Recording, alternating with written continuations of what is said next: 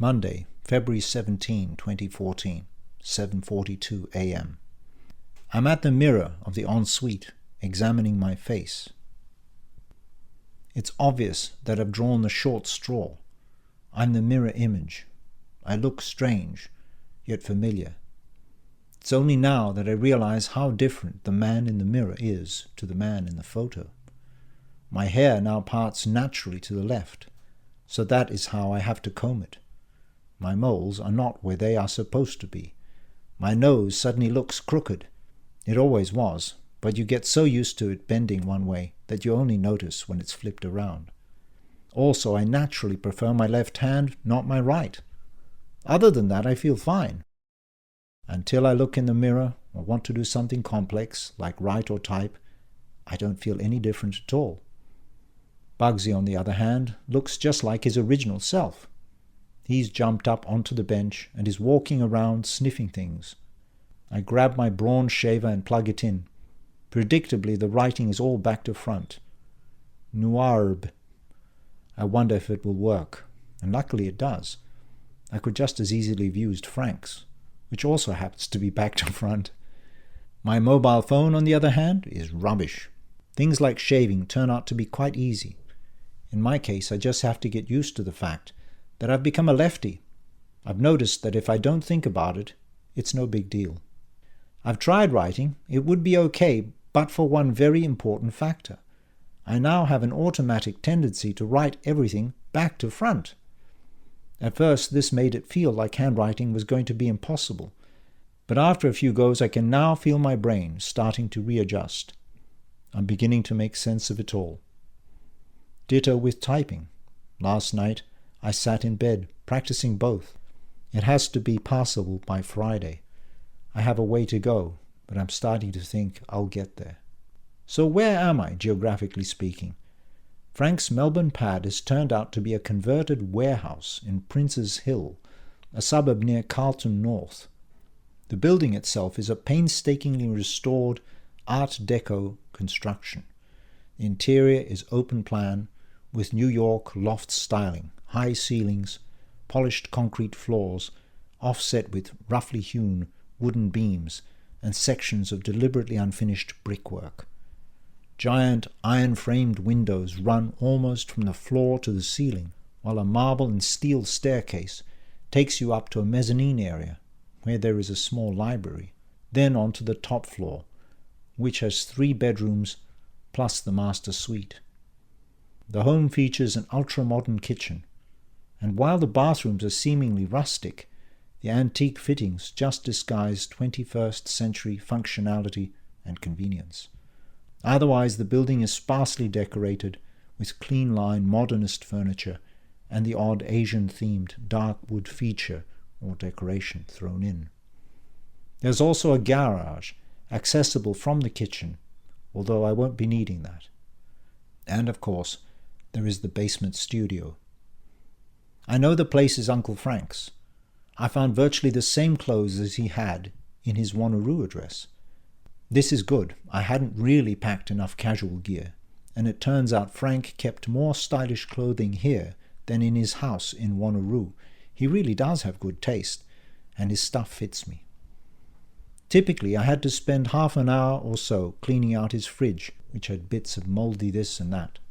Obviously, he spent a lot more time here than he did in Wanneroo. I'd go so far as to suggest that this might have been his main headquarters, at least in Australia. As I was putting stuff out into the bin, I met his neighbour, Mrs. Chu from Singapore. She's an accountant. I love the way Singlish has been affected by a Cockney-like drop of certain consonants. No doubt this is partly due to the Hokkien dialect of the many ethnic Chinese who settled there, but I suspect the British Empire has also had at least something to answer for in this respect. "Are you a friend of Mr. Picklejiggler?" she asks as I open the bin lid. "Because I've not seen him for a long time." "Yes, I'm his nephew." "So where has he gone?" "He's overseas on business." "You must be visiting, is it?" "Actually, I've just moved to Melbourne. My uncle said I should house sit while he's away." "Ah, you look like him, you know." He just a lot older. Your uncle got much less hair. What do you do for work, la? I'm a lawyer. A lawyer? You work in town? Yes, I will be. Burke Street. I start on Friday. Okay. Then you must catch a tram on Lygon Street. It will take you straight into town. Very easy. Only 20 minutes, law. After my chat with Mrs. Chu, I unpacked my suitcase, did some dusting and vacuuming, then tried to make myself a cup of tea. Finding nothing and realizing that, at the very least, I needed cat food for Bugsy, I decided to explore the neighborhood. But first I needed money, and my wallet was all mirror image. So I headed down to the studio, made a copy and printed it out. I decided to leave my phone. I have no idea what happens when two identical SIM cards operate on a telephone network. Better to be safe than sorry. I briefly toyed with the idea of reprinting myself too, so I would be right way round, but dismissed it more or less instantly. I realized that even if I was just a copy, I was here now. I didn't want to erase myself so that yet another copy of me could come into existence. Besides, the original plan had always been to keep copying to an absolute minimum. I noted that even Frank adhered to the latter policy. It was clear that he didn't care whether he was mirror image or not. Yet he shared none of my philosophical qualms about erasure. Anyway, Frank gave me considerable hope that it couldn't be all that hard to get used to swapping sides. The impression I've got is that it's a bit like driving on the right when you're used to the left, and vice versa. It takes a few days, and then you're okay with it from then on. As I left the house, Mrs. Chu was still out in her garden watering some plants, so I was able to ask her where the nearest supermarket was. The closest place is Rathdown General Store, she said. It's a short walk, law. You can go there easy.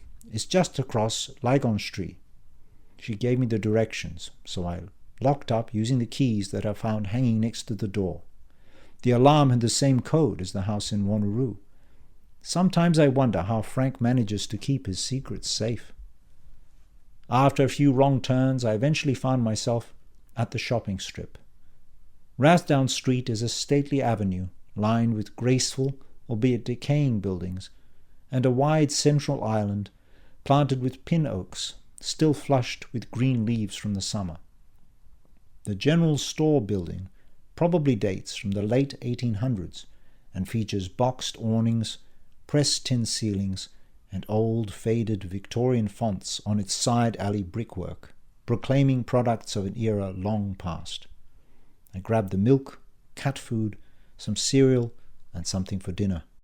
The butcher next door had some decent-looking veal, and I figured a simple pasta salad would be a perfect complement. Some biscuits would serve well enough as dessert.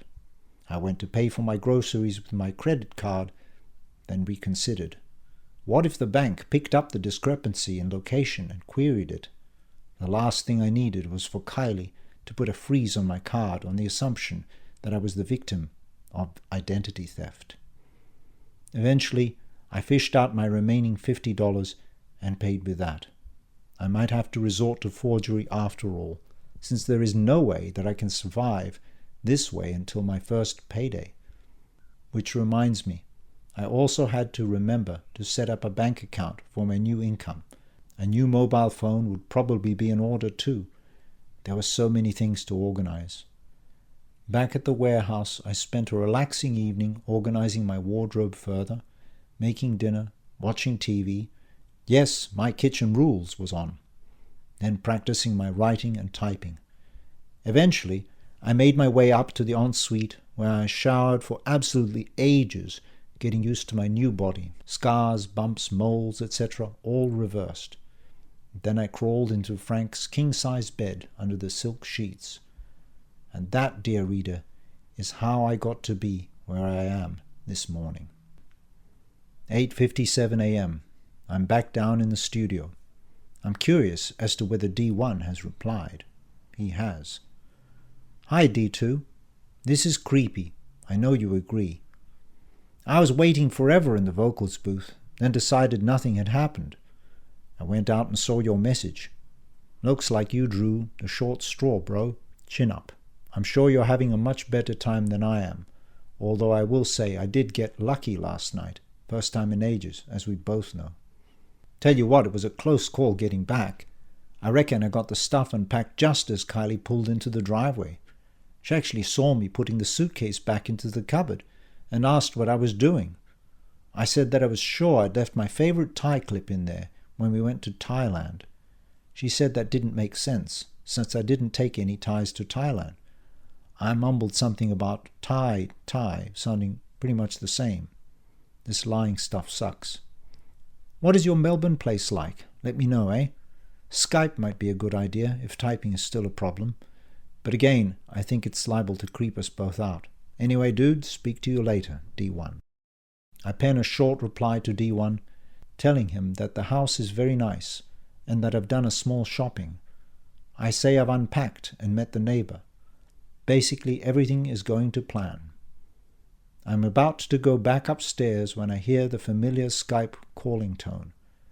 I answer it.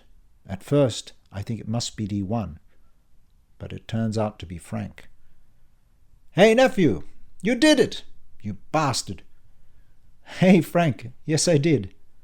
Frank is in Rio, sitting in the same chair on his porch, except it's now evening. The sun has already set behind the wooded hill, and Uncle Frank is partially silhouetted. The fan is still blasting, and I can see mosquito coils burning on his coffee table. He is holding a glass of beer. Look at you, Frank says, laughing. You're all back to front. Ha ha! Yes, I know, Frank. It's hilarious. How did you know I'd be here? All the files on the network, remember? I've been logging yours. I saw you printed to Melbourne, so I took a punt, and there you are. Well, I've got to say, I'm impressed, Dan. I was beginning to think you would never do it. How did you manage to get away? What did you tell the old ball and chain? I just left. Actually, I've got a job here, Frank. Eh? Frank leans forwards. You're kidding me, right? Nope, it's with your old law firm, McMahon's. They advertised, I was interviewed, they gave me the job. I start on Friday. I thought I'd come a bit early and set up. What the fuck? And Kylie? I left her. I know I'm lying by omission, but there's at least some truth to what I'm saying. D2 has left her, even though D1 is still there. Jeez, sure move fast. Frank is combing his remaining hair back in bewilderment. I really didn't expect this. How did she take it? She seemed okay, happy in fact, as long as I send some money back, which I'm going to be doing. Dude, just go for a divorce. Give her everything you've got there. She won't ever know about the rest. What rest? Well, the houses in Wanneroo and Melbourne, for starters. But they're yours. No, you dickhead. They belong to Fenyops Spicklejig. And isn't he just one of your aliases? Bloody hell, you don't get it, do you? Frank is laughing and shaking his head. I was Fenyops Spicklejig, but I'm not anymore. Now I'm Samir de Souza. So who is Fenyops Spicklejig then? Frank laughs even harder. You are! I can send the documents over whenever you like. I have a friend who does them really well. I already have an account in the Fenyops name. The bank card is in the safe in your bedroom, in the walk-in robe on the left as you enter. You can't miss it. The password is the same as for the studio. But Frank, I can't take your money or your houses. Don't be an idiot. This was your inheritance. I wasn't going to leave it to Kylie, now was I? So I did the next best thing. I gave it to you, but under another name. I figured that it would be safer to tell you when you left Kylie. Wow. I don't know what to say. I'm genuinely flummoxed. I'm also starting to feel more than a little troubled. Up till now, my lying to Frank hasn't really had any import. He doesn't know that I'm just a copy and that the real Dan, D1, is still back in Perth. I very much doubt he'd have told me all this stuff if he had known the truth. Don't say anything. Enjoy. Build a new life. Okay. It's a bit daunting. Dude, I've been there. Trust me. Remember that time I cut my hand? Yes, I do. Remember I said to you I was trying to change my status quo, that I was in an unhappy relationship? Sure, I remember. Well, the girl in question wasn't too different to your missus. Trust me. I know what you're going through. Keep holding the line. Be strong. Don't let her suck you back in. You're better than that. Do you know about the grip reflex? In babies? No, I mean in adults. Look, I'll explain it another time. Right now I'm late for dinner with my new lady. He grins and winks. I wonder if his heart is up to it. He responds as if he's read my mind. Just one more thing. Did you have that checkup for your heart yet? I haven't, Frank. No, I'll get around to it. It's important. You might have inherited my condition. It's what killed Deda Zdravko. Oh, I didn't know, I say. I'm only half listening, because I'm still wondering how to paper over this mess. If Frank ever finds out I've lied to him about Kylie, I'm stuffed. He's the one guy I really don't want to disappoint. Not only do I love him more than anyone, he's also been so good to me. Yeah, same deal. He died quite young, only 68. I know you're way off that age, but these things can be like ticking time bombs. You don't want to take chances. So please, make an appointment, preferably this week. Do you hear me, boy? Sure. Frank sniffs. He can tell I'm not listening, but probably thinks it's because I don't see the need for a checkup. Look, at the very least, make a backup copy of yourself. You're not traveling anywhere, so just go and record one. It's easy, as you know. Do it preferably every other day, okay? That way, if something happens, you won't have missed too much time. I want to ask him why this is so important. Surely, if you're going to reprint yourself, you want the earliest, healthiest version? Why would I want to make a copy of an older, decrepit one? But I don't get to ask the question as Frank says, Okay, buddy, I gotta go. Kudos for changing your life. I'm proud of you. Prouder than I've ever been. He blows me a kiss. Yeah, thanks, Frank. Hey. I start to ask him something, but somehow I can't put the question into words. And as always, Frank is dashing off somewhere, this time to a lady friend, no less. In the end, I just say, I love you, man, you know that? I know, he winks, and I hear the blip of Skype disconnecting. I have the sinking feeling that yet another opportunity to ask more about printers has come and gone. As always, Frank is so adept at channeling the conversation that I never get the chance to ask more about how it all works.